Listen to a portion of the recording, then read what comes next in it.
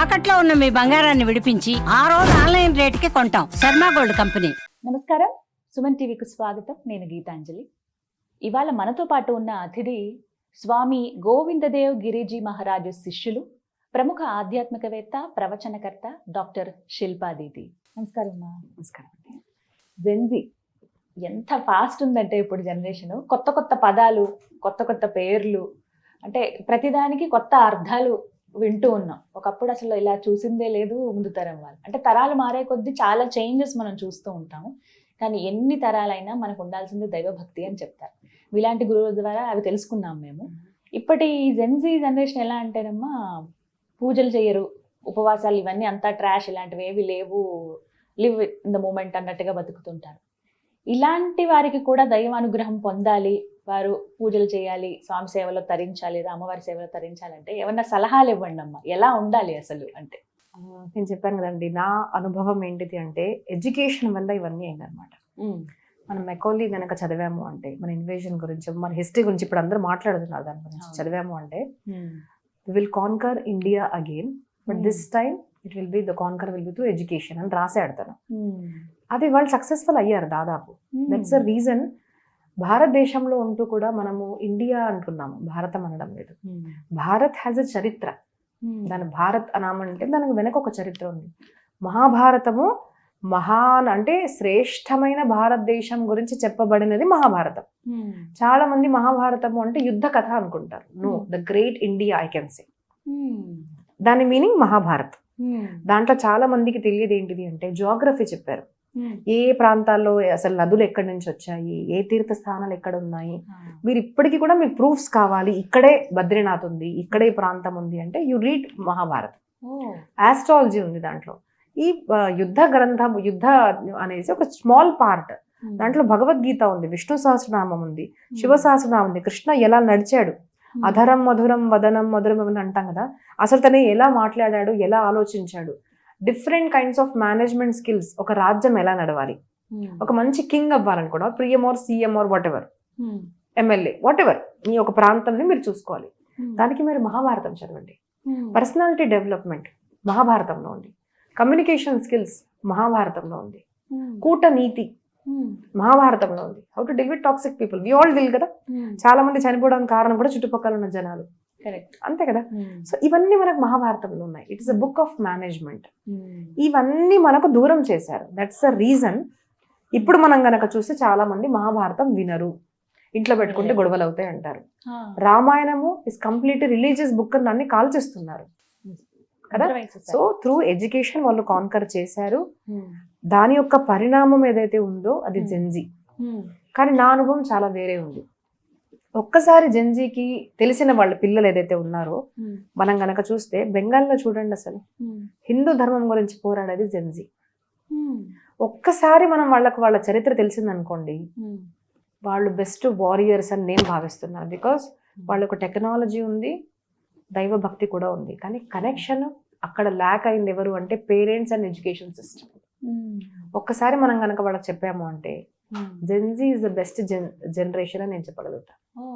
Education ద్వారానే మనం కూడా కాన్కర్ చేయాలి, ఎడ్యుకేషన్ మార్చాలి. మరి ఈ జెన్జీ వాళ్ళు సులువుగా స్వామి అనుగ్రహం పొందాలంటే ఇది ఇలా అడగకూడదు, కానీ సులువైన పద్ధతిలో ఇప్పుడు ఇష్టపడుతున్నారు. ఏదైనా ఇన్స్టెంట్ గా మాకు కావాలండి, అప్పటికప్పుడు ఒకరోజు ఉపవాసం చేసాము, స్వామి అనుగ్రహం వచ్చేస్తుందా, ఇలా అన్ని అడిగే వాళ్ళు ఉంటారు చాలా మంది. ఏం సమాధానం చెప్తారు? సో అసలు భక్తి అన్నది చాలా సులువు అండి. భక్తిని సులభ అన్నారు, భక్తిని దుర్లభ అన్నారు, రెండు అన్నారు. ఎందుకు అన్నారు? ఫస్ట్ మనము సులభము అన్న తెలుసుకుందాం. సులభము ఎందుకు అంటే, భగవంతుడు ఏమి ఇన్ని కోట్లు ఇస్తే మీ జేబులో ఉంటాడు అంటే అందరు ధనవంతుల జేబులో కృష్ణుడు ఉండాలి, అలా ఏం లేదు కదండి. భగవంతుడికి కావాల్సింది ఏంటిది? మీరు ఎంత భక్తి చేస్తారు, మీరు దేవుడిని ఎంత నమ్ముతారు. కష్టాలు ఉన్నప్పటికీ కూడా ఎవరైతే ధర్మం వదలరో వాళ్ళ దగ్గర దేవుడు ఉండడం అనేది మనం శాస్త్రాల్లో, పురాణాల్లో చూస్తున్నాము. ద్వారక వదిలేసి కృష్ణుడు పాండవుల దగ్గర రావడానికి కారణం ఏంటిది? ఇంతమంది భార్యలు, ఇంత చక్కటి సామ్రాజ్యము, అన్ని సుఖాలు వదిలేసుకొని మాటి మాటికి Krishna used to go to Pandavas, వనవాసంలో ఎందుకు వెళ్ళేవాడు? ఎందుకు అంటే ఎంత కష్టం వచ్చినప్పటికీ కూడా ఎవరైతే ధర్మం వదలరో వాళ్ళ వైపు దేవుడు ఉన్నాడు అని మనకు చెప్పడం అన్నమాట. సో కాబట్టి చాలా సులువు, ఆలోచిస్తే చాలా సులువు, కానీ కష్టం.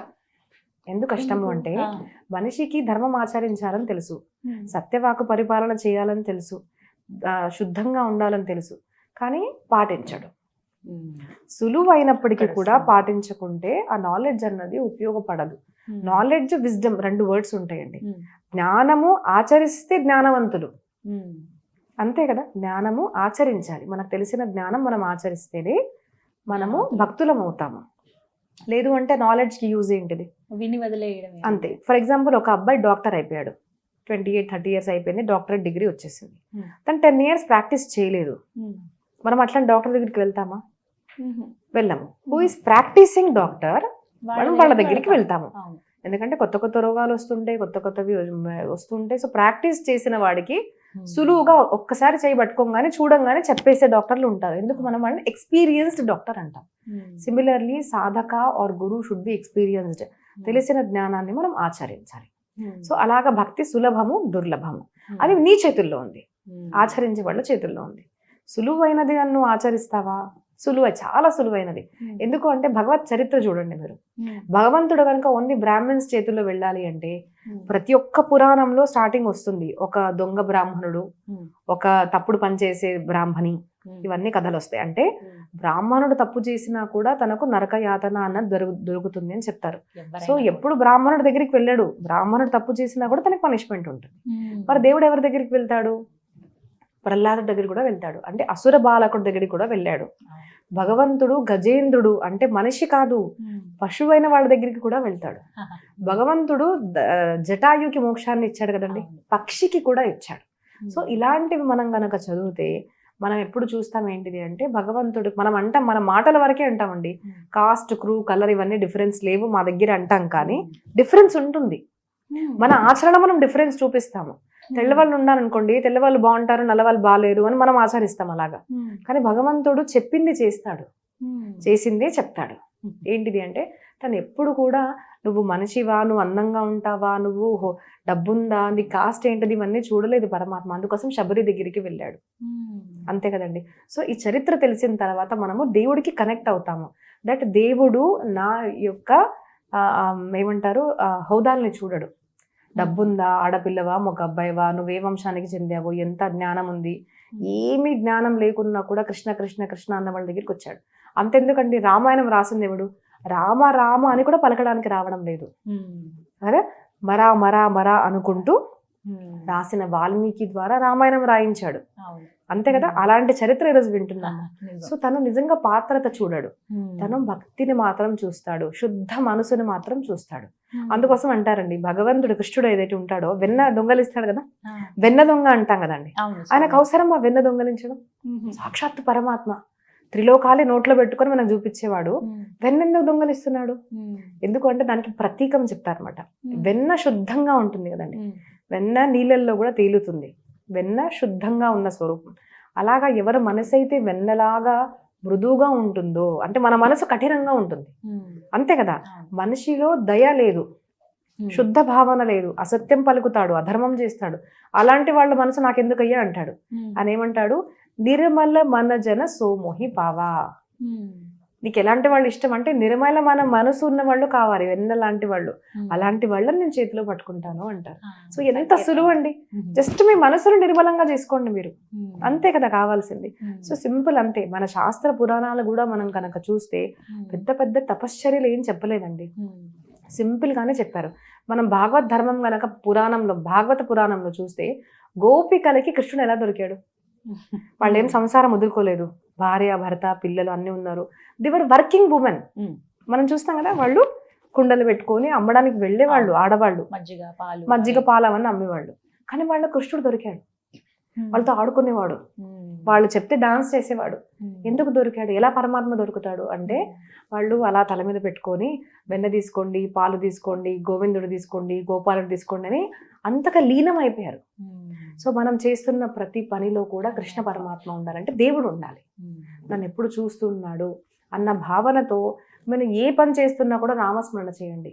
ఆ దేవుడిని మర్చిపోకండి. దేవుడు నన్ను చూస్తున్నాడు అన్న భావనతో కర్మ చేస్తూ నామస్మరణ చేశాము అంటే మనకు దేవుడు దొరుకుతాడు, అంతే కదండి. ఏం కష్టమైనది కాదు, సులువైన పద్ధతులు. ప్రకాశిత కోపి నవీన మార్గాహ భాగవతం చెప్తుంది మనకు. నవీన మార్గం, కొత్త మార్గం. మీరు పండరిపురంలో అందరు డెవోటీస్ చూడండి, ప్రతి ఒక్క జాతి నుంచి ఒక్కొక్క భక్తుడి చరిత్ర వస్తుంది. వాళ్ళు ఏం చేశారు సాధన ఒక్కసారి మీరు తీయండి. నామదేవుడు టైలర్, ఆయన పని చేసుకుంటూ రామకృష్ణ హరి రామకృష్ణ హరి రామకృష్ణ హరి రామకృష్ణ హరి అంతే. తప్పుడు చేయలేదు, కాయా వాచ మనస వాక్కుతో రామకృష్ణ హరిని పలికాడు. తుకారాం మహారాజ్, హి వాజ్ అ బిజినెస్ మ్యాన్. ఎప్పుడు తప్పు చేయలేదు, ఎప్పుడు కూడా తనకున్న ధనాన్ని అన్నిని కూడా 10 మందికి మంచి చేయడానికి ఉపయోగించి రామకృష్ణ హరి రామకృష్ణ హరి రామకృష్ణ హరి అన్నారు అంతే. కార్నోపాత్ర, she was a daughter of prostitute. ఒక ప్రాస్టిట్యూట్ కి పుట్టిన ఆమె వృక్షంగా మారిపోయింది. తనే సాక్షాత్తు పండరినాథుడిలో ప్రవేశించింది సశరీరం. ఎవరు? వేషకు పుట్టిన కన్య కూడా దేవుడు స్వీకరించాడు. ఎందుకు? తను ఏం చేసింది? నేను తప్పు చెయ్యను, మా అమ్మ ఇవ్వచ్చు, నా శరీరాన్ని నేను ఎవరికి ఇవ్వను, పవిత్రంగా పెట్టుకొని రామకృష్ణ హరి రామకృష్ణ హరి గుజ్బంస్ వస్తున్నాయి చూడండి. ఇప్పటికీ ఆ పరమాత్మ లీనం అయిపోయింది. ఏం చేసిందండి? సో మీరు ఎవరికి పుట్టారు, ఏ వంశంలో పుట్టారు, తెల్లగా ఉంటారా, నల్లగా ఉంటారా, మీ కలర్ ఏంటిది, మీకు భాష వచ్చా, మీకు మాట్లాడడం వచ్చా, మీకు సంస్కృతం వచ్చా, ఏం అవసరం లేదు. మనస్ఫూర్తిగా శరణాగతి ఉంటూ పరమాత్మ నన్ను చూస్తున్నాడు, అందరిలో నా చుట్టూ పరమాత్మనే ఉన్నాడు అని భావిస్తూ రామకృష్ణ హరి అని మీ పని మీరు చేసుకుంటూ ఆచరించండి. That is the easiest way and proven way. Doubt ఉంటుంది కదా, ఇంతమంది ఆచరించారు, ఆల్రెడీ చేసిన వాళ్ళని మనము ఆచరించడం ఈజీ కదండి. యద్యదాచరతి శ్రేష్ఠ, అందరూ శ్రేష్ఠులు చేసి చెప్పారు. అన్నమాచార్య అదే కదా చెప్పింది. ఆకటి వేళల అలపైన వేళలను కేకువ హరినామమే, దిక్కుమరి లేక కేకువ హరినామమే. అంతే కదా, ఎప్పుడు హరిని స్మరించండి, పరమాత్మని స్మరించండి. It's easiest way to reach god. చాలా చక్కగా చెప్పారమ్మా. సంతోషం.